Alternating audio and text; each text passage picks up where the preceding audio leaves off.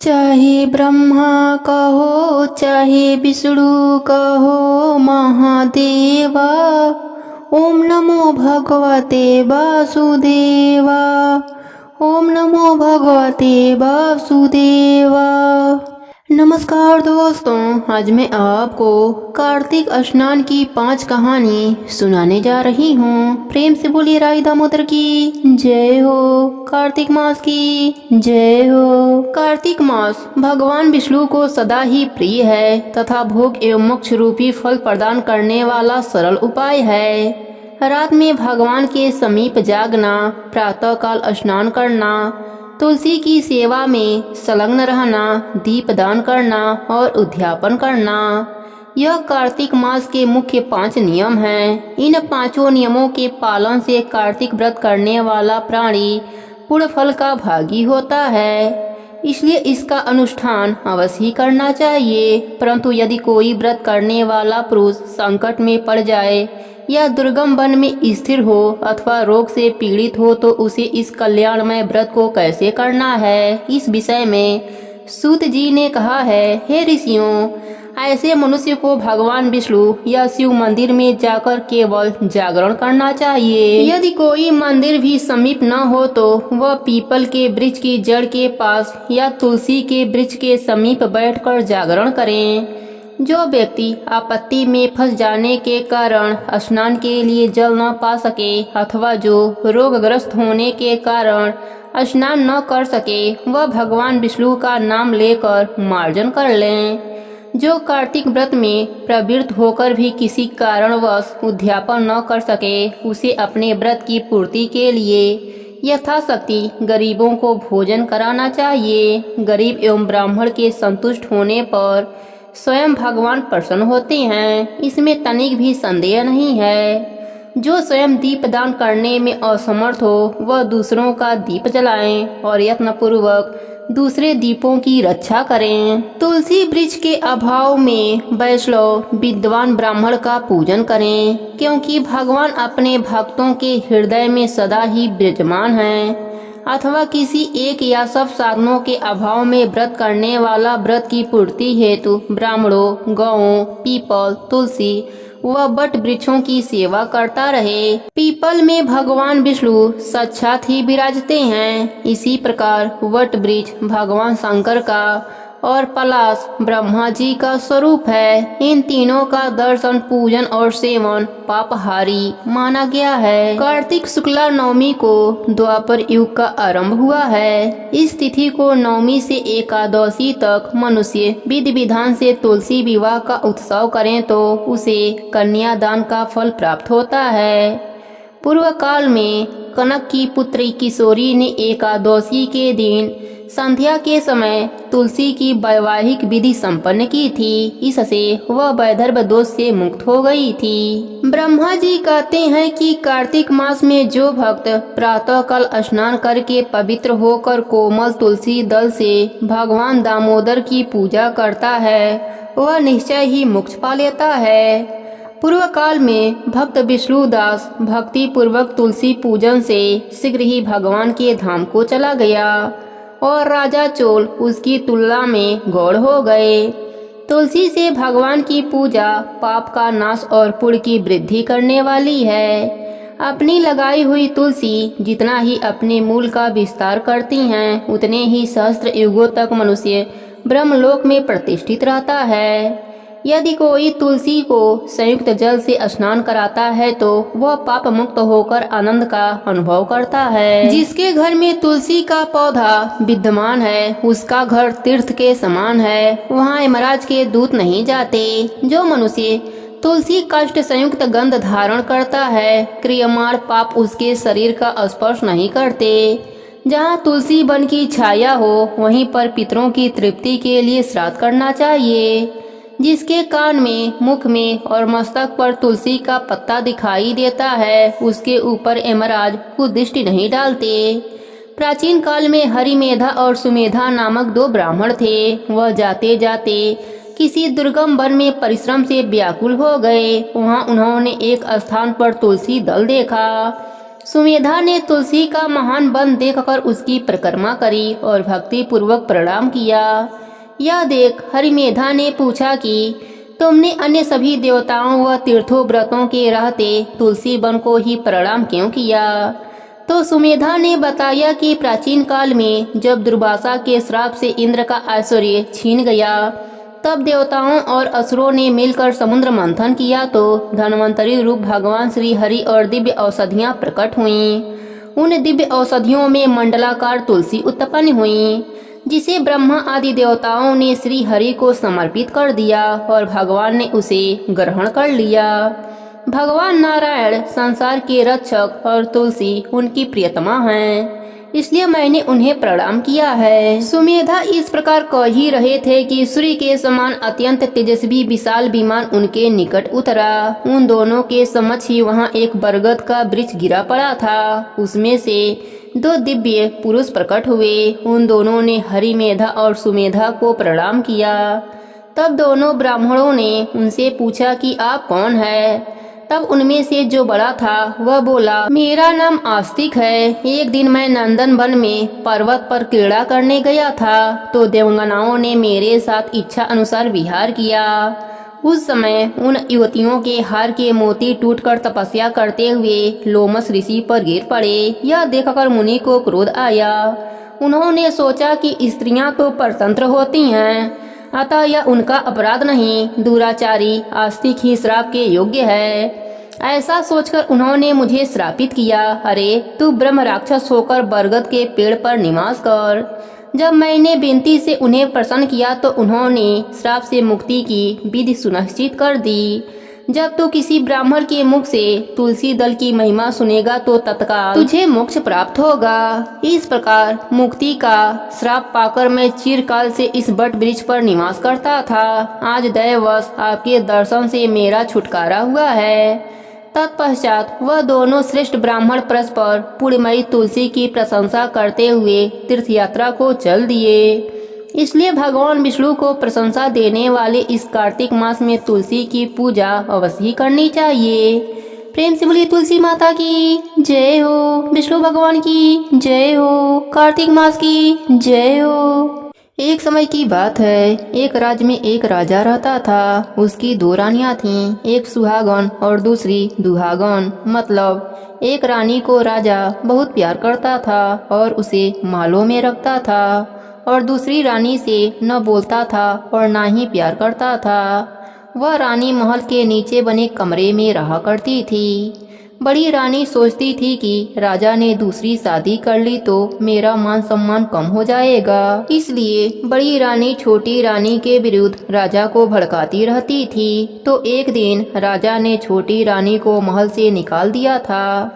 अब बड़ी रानी बहुत खुश रहती थी। छोटी रानी हमेशा पूजा पाठ, सत्संग, कीर्तन, हवन, व्रत करना, उपवास करना, कथा कहानी सुनना, भागवत कथा सुनना आदि धार्मिक कार्य किया करती थी। यह देखकर बड़ी रानी सोचती थी कि यह सब राजा को बस में करने के लिए करती होगी, इसलिए वह बहुत चिढ़ती थी। लेकिन राजा को इस बात की जरा भी खबर नहीं लगने देती थी और उसके विपरीत बातें किया करती थी। एक बार छोटी रानी हमेशा की तरह कार्तिक स्नान कर रही थी। वह रोजाना सुबह स्नान करके भगवान की पूजा पाठ, मंदिर की परिक्रमा व सारे पेड़ पौधों की पूजा अर्चना किया करती थी, जैसे केला सींचना, कदम सींचना, आंवला सींचना, बड़ पीपल सींचना, कल्प वृक्ष सींचना, तुलसी सींचना, इन सब की पूजा अर्चना करती थी और परिक्रमा करती थी। यह सब पेड़ पौधे गांव के बाहर लगे हुए थे। वह सुबह जल्दी उठकर सबकी पूजन करके दिया बाती करती व परिक्रमा करती थी। एक दिन बड़ी रानी ने उसे देखा तो उसने राजा से कहा कि वन के पूरे पेड़ पौधों को कटवा दो। उस समय कार्तिक का महीना चल रहा था। तब राजा ने रानी से कहा, जीव जंतुओं को बैठने और रहने की जगह जरूरी है। जीव जंतु कहाँ रहेंगे, वह रास्ते चलते इंसान विश्राम कहाँ करेंगे। लेकिन रानी ने जिद की तो राजा ने बिना विचारे ही सारे पेड़ पौधों को कटवा दिया। अब सब जीव जंतु पशु पक्षी परेशान रहने लगे और छोटी रानी भी बहुत परेशान हो गई। वह उस जगह को छोड़कर कहीं दूर पेड़ पौधों की खोज में चली गई। वह सोच रही थी कि कहीं दूर जंगल में कोई तुलसी का पेड़ दिख जाए तो तुलसी सींचकर उसकी पूजा अर्चना करके परिक्रमा कर लूंगी। यह सोचते सोचते अपने घर से बहुत दूर निकल गई और विष्णु भगवान का ध्यान करती रही। भगवान ने उसकी प्रार्थना सुनी और उसको एक झोपड़ी दिखी और उसके बाहर एक बड़ा सा तुलसी का पौधा दिखा और पास में ही गंगा की धारा बह रही थी।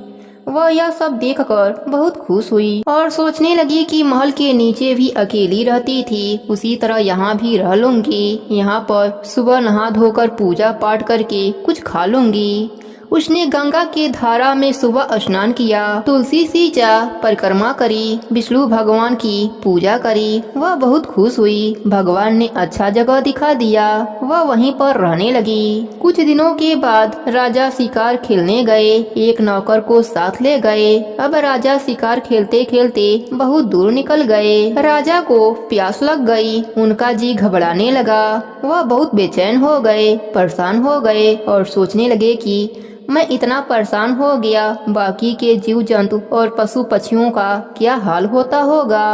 वह बहुत दुखी हुए और नौकर से बोले कि कहीं दूर तक देखो, 2 बूंद पानी मिल जाए और छाया मिल जाए तो जान बच जाएगी, नहीं तो आज जान ही निकल जाएगी। नौकर ने दूर तक नजर फैलाया तो वही रानी की झोपड़ी दिखी। वह राजा को घोड़े पर बैठाकर वहाँ ले गया और एक पेड़ के नीचे लिटा दिया। गंगा जी के धारा में से पानी पिलाया।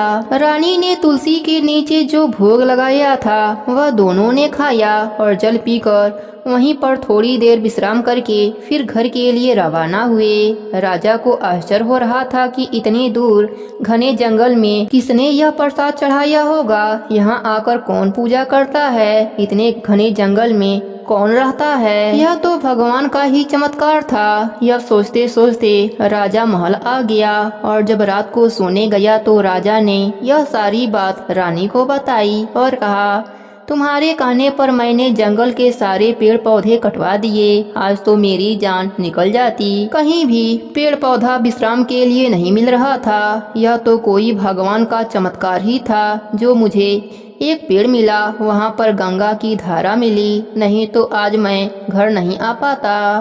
राजा ने रानी से पूछा कि तुमने हमारे लिए कोई पूजा पाठ व्रत उपवास किया था क्या, जिससे आज मेरी जान बच गई। रानी ने कहा, हमने तो आज तक ऐसा कुछ नहीं किया। राजा मन ही मन सोचने लगा, छोटी रानी ने हमारे लिए कोई व्रत उपवास किया होगा, उन्हें जाकर पूछते हैं।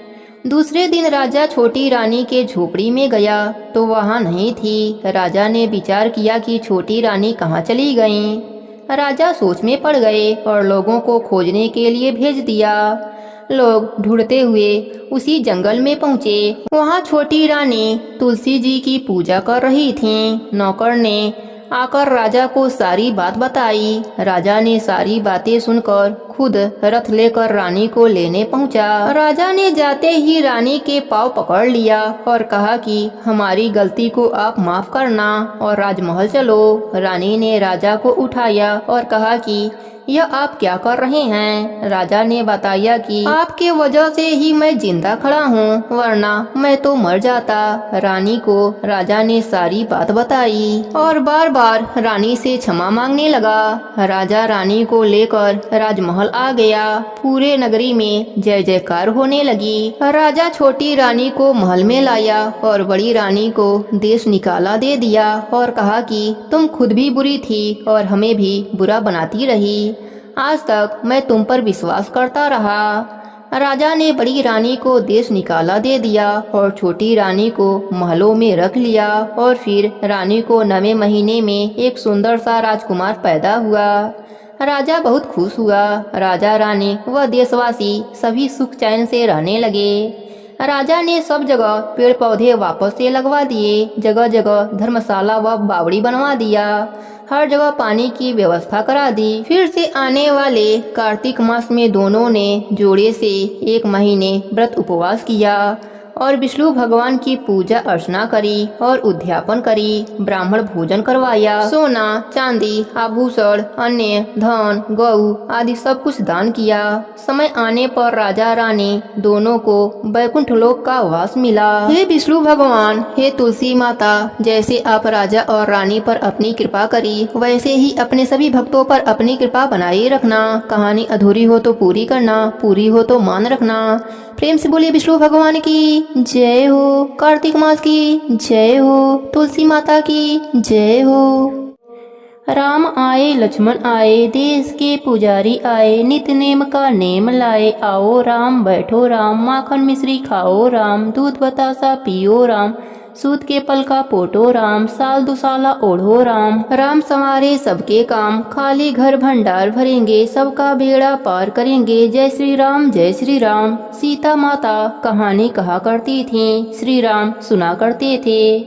एक दिन भगवान राम को किसी काम से बाहर जाना पड़ा। सीता माता कहने लगीं, भगवान मेरा तो 12 बरस का नितनेम है, मैं अपनी कहानी किसे सुनाऊंगी। भगवान बोले, ऐसा करो, कुएं के पाल पर जाकर बैठ जाओ, औरतें पानी भरने आएंगी, तुम्हारी कहानी सुन लेंगी। सीता माता कुएं के पाल पर जाकर बैठ गईं। एक बहू आई, रेशम जड़ी की साड़ी पहन रखी थी, सोने का घड़ा ले रखा था। सीता माता बोली, बहन मेरा 12 बरस का नितनेम सुन ले। बहू बोली, मैं अगर आपका नितनेम सुनूंगी तो मुझे बहुत देरी होगी, घर में सास लड़ेगी। उसने कहानी नहीं सुनी। घर आई तो रेशम जड़ी की साड़ी फट गई, सोने का घड़ा मिट्टी का हो गया। सास बोली, बहू किसका दोष सिर लेकर आई है। बहू बोली, सासू जी दोष क्या, कुएं पर एक औरत बैठी थी, कह रही थी मेरी कहानी सुन ले, मैंने नहीं सुनी तो ऐसा हो गया। अगले दिन सास वही साड़ी पहन कर गई, वही घड़ा लेकर गई। सीता माता बैठी पाई। उन्होंने कहा, मेरी कहानी सुन ले बहन। सास बोली, बहन मैं आपकी कहानी 4 बार सुनूंगी। सीता माता ने कहानी कहा, सास ने कहानी सुना। सास जब घर गई तो उसकी फटी साड़ी रेशम जैसी हो गई, सोने का घड़ा हो गया। बहू कहने लगी, सासू जी तुम कैसे सब सही कर आई। सास बोली, जो तू दोष लगाकर आई थी मैं दोष उतार आई। बहू ने पूछा, ऐसी वह कौन थी। सास बोली, वह सीता माता थीं, पुराने से नया कर देती हैं, खाली घर भंडार भर देती हैं, लक्ष्मी जी का वास कर देती हैं और जो कुछ इच्छा हो उसे भी पूरा कर देती हैं। बहू ने कहा, अच्छा ऐसी कहानी मुझे भी सुना दो। सास बोली, ले भाई तू भी सुन ले। राम आए लक्ष्मण आए, देश के पुजारी आए, नित नेम का नेम लाए। आओ राम बैठो राम, माखन मिश्री खाओ राम, दूध बतासा पियो राम, सूत के पल का पोटो राम, साल दुसारा ओढ़ो राम। राम सवारे सबके काम, खाली घर भंडार भरेंगे, सबका बेड़ा पार करेंगे। जय श्री राम जय श्री राम। बहू कहने लगी, सासू जी कहानी तो बहुत अच्छी है। सास बोली, बहू रोज कह लिया करेंगे। एक दिन उनकी पड़ोसन आई, बोली, बहन जरा आँच दे दो। सास कहने लगी, अभी हमने आँच नहीं जलाई है। वह बोली, तू 4 बजे से उठकर क्या कर रही हो। वह दोनों बोले, हम नहाए धोए पूजा पाठ करें और सीता माता की कहानी कह रहे हैं। वह बोली, इससे क्या होता है। सास बोली, सीता माता की कहानी कहने से अटूट भंडार भरते हैं, सारे कार्य सिद्ध हो जाते हैं। पड़ोसन बोली, ऐसी कहानी मुझे भी सुना दो। सास बोली, ले भाई तू भी सुन ले।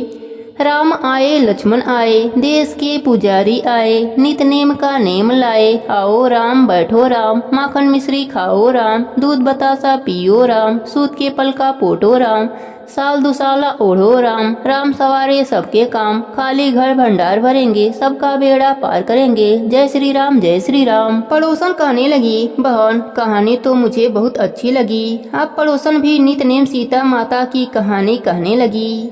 सीता माता ने उसका भी भंडार भर दिया। हे मेरी सीता माता, जैसे उन सबके भंडार भरे मेरी भी भरियो। लक्ष्मी जी का वास हो, अन्नपूर्णा का वास हो। प्रेम से बोली सीता माता की जय हो, राम जी की जय हो। एक नगर में एक जाट और जाटनी रहते थे। वह बहुत ही गरीब थे।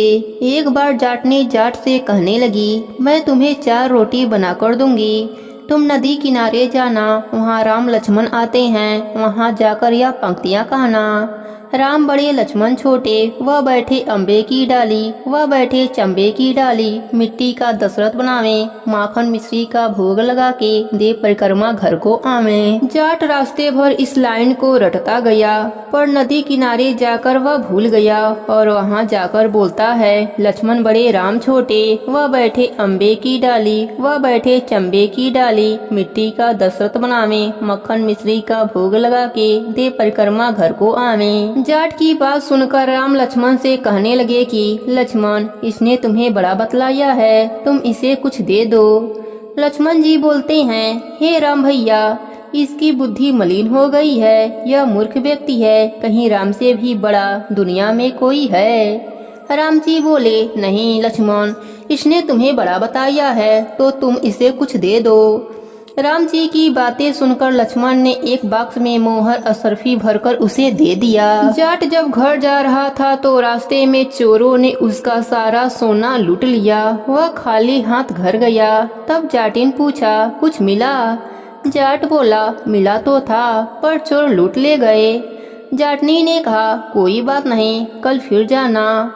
अगले दिन फिर जाटनी ने 4 रोटी बनाकर जाट को दे दिया, पर जाट वह पंक्तियां भूल गया और लक्ष्मण को बड़ा बतलाया। फिर लक्ष्मण ने उसे हीरे मोती दिए। रास्ते में फिर से चोरों ने छीन लिया।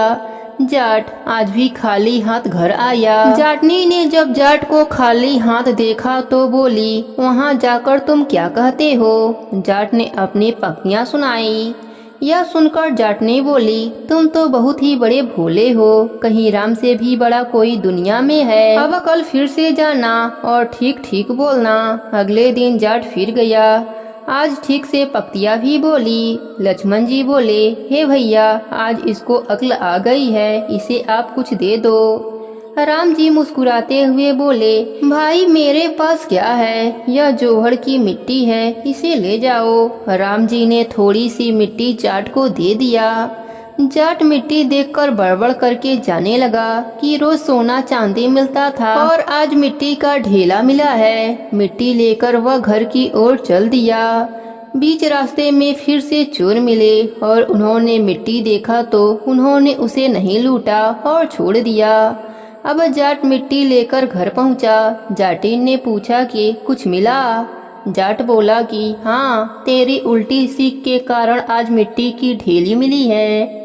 जाटनी बोली, कोई बात नहीं, आज कुछ तो लेकर आए हो, बाकी दिन तो खाली हाथ ही आते थे। मिट्टी की ढेली बहुत काम आएगी, इससे मैं चूल्हा लीप सकती हूँ, घर का आंगन भी लीप सकती हूँ। मिट्टी की ढेली को तुलसी के पौधे के नीचे रखकर वह दोनों सो गए। सवेरे जब उठे तो देखा वहाँ पर हीरे मोती जगमगा रहे हैं। अब जाट समझ गया कि राम जी से बड़ा कोई नहीं। राम जी ने मिट्टी को हाथ लगाया तो वह सोना बन गया। जाट और जाटनी राम जी की जयकारा लगाने लगे।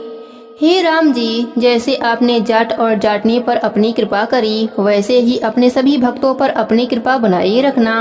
कहानी अधूरी हो तो पूरी करना, पूरी हो तो मान रखना।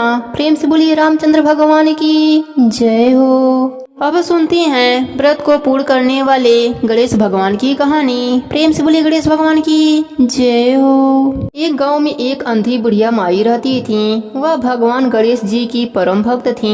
आँखों से भले ही दिखाई नहीं देता था, परंतु वह सुबह शाम गणेश वंदना में मग्न रहती थी। गणेश भगवान बुढ़िया माई के भक्ति से बड़े प्रसन्न हुए।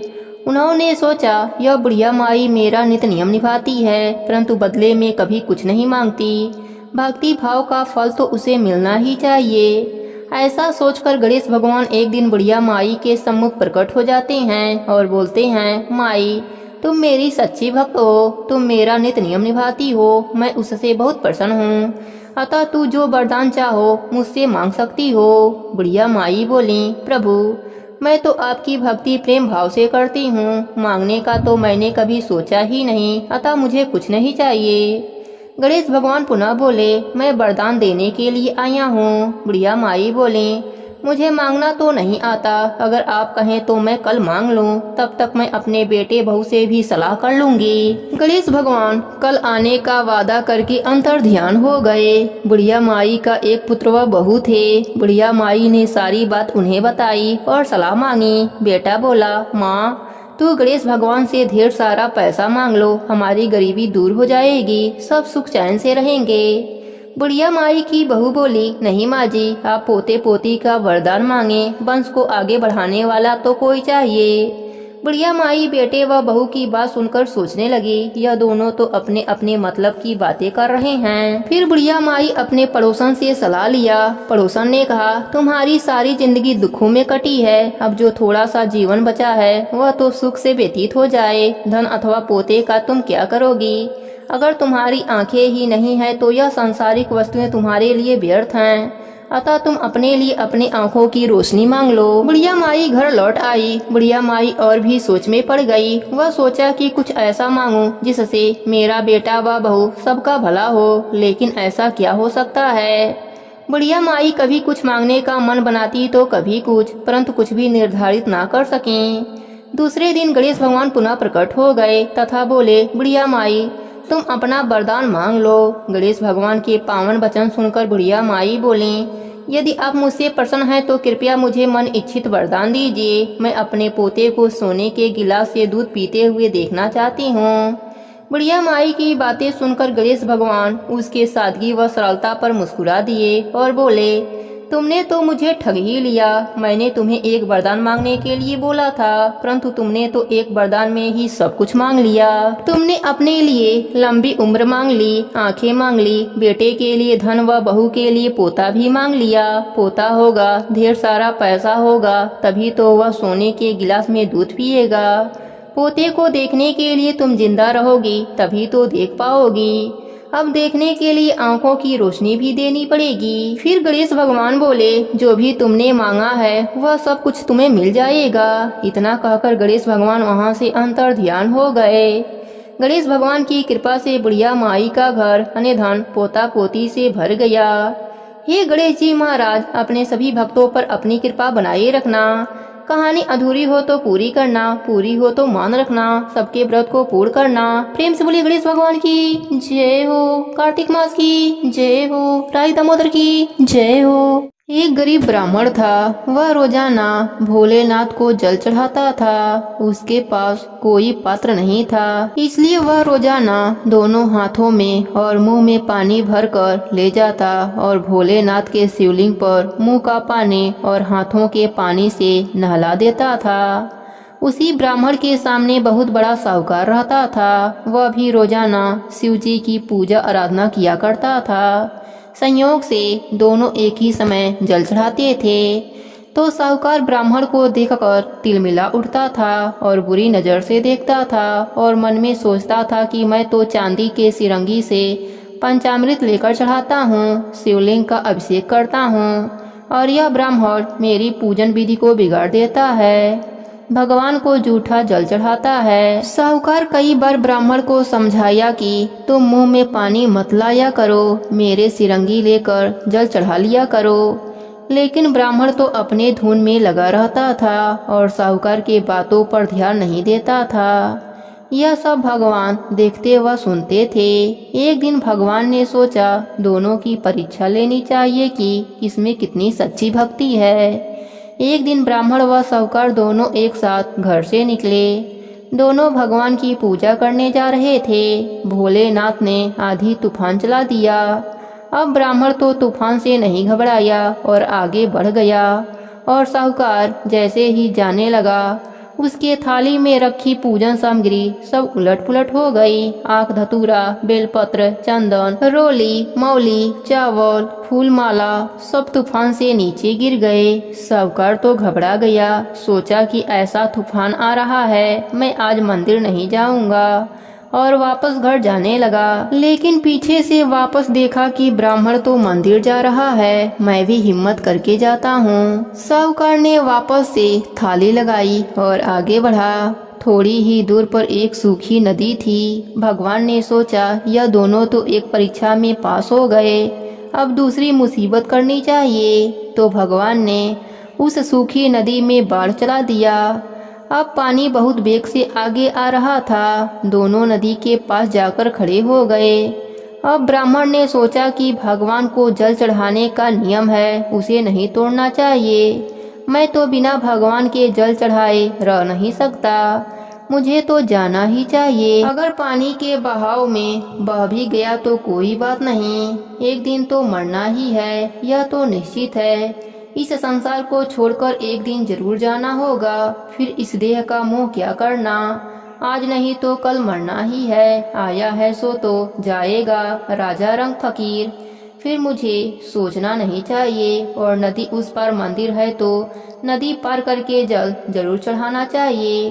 वह तो हिम्मत करके ओम नमः शिवाय का नाम लेकर नदी में कूद गया और गोते लगाता हुआ नदी के दूसरे किनारे पर पहुंच गया। इधर साहूकार ने देखा कि नदी में बाढ़ बहुत तेज है, अगर मैं कूद गया तो पानी के बहाव में बह जाऊंगा। जानबूझकर मौत के मुंह में क्यों जाऊं? मर गया तो पत्नी बच्चे रोते रहेंगे और सारा कारोबार भी समाप्त हो जाएगा। मंदिर की पूजा तो कल कर लेंगे। साहूकार तो मन में सोचता हुआ वापस घर आ गया। अब इधर ब्राह्मण मंदिर के द्वार तक पहुंच गया तो भोलेनाथ ने सोचा कि ब्राह्मण की भक्ति तो बहुत सच्ची है, और अब भोलेनाथ को भी मजा आने लगा। सोचे देखता हूँ, एक परीक्षा और ले लेता हूँ, अगर इसमें पास हो गया तो इसको दर्शन दे दूंगा। जैसे ही ब्राह्मण मंदिर के अंदर प्रवेश करने लगा, भगवान ने मंदिर के छत से पटरियां गिराना शुरू कर दिया। अब धड़ाधड़ पटरियां गिरने लगीं। ब्राह्मण ने सोचा अगर एक भी पटरी भगवान के शिवलिंग पर गिरी तो मूर्ति खंडित हो जाएगी, तो सारी जनता पूजन करने कहाँ जाएगी। इस गांव में एक ही तो मंदिर है, दूर दूर तक कहीं भी मंदिर नजर नहीं आता। मुझे शिवलिंग की रक्षा करनी चाहिए। ब्राह्मण तुरंत शिवलिंग के ऊपर लेट गया। सोचा कि मर गया तो कोई बात नहीं, लेकिन भगवान के शिवलिंग को कुछ नहीं होना चाहिए। वह जैसे ही शिवलिंग पर लेटा, भगवान ने तूफान रोक दिया और भोलेनाथ ने साक्षात दर्शन दिए और ब्राह्मण को गले से लगा लिया और कहा कि मांगो, तुम्हें क्या चाहिए, हम तुम्हारी भक्ति से अति प्रसन्न हैं। ब्राह्मण ने कहा, हे प्रभु, मुझे क्या चाहिए, मुझे तो आपके दर्शन हो गए और इससे बड़ा क्या चाहिए। लेकिन भगवान ने जोर देकर कहा कि नहीं ब्राह्मण, कुछ तो मांग लो।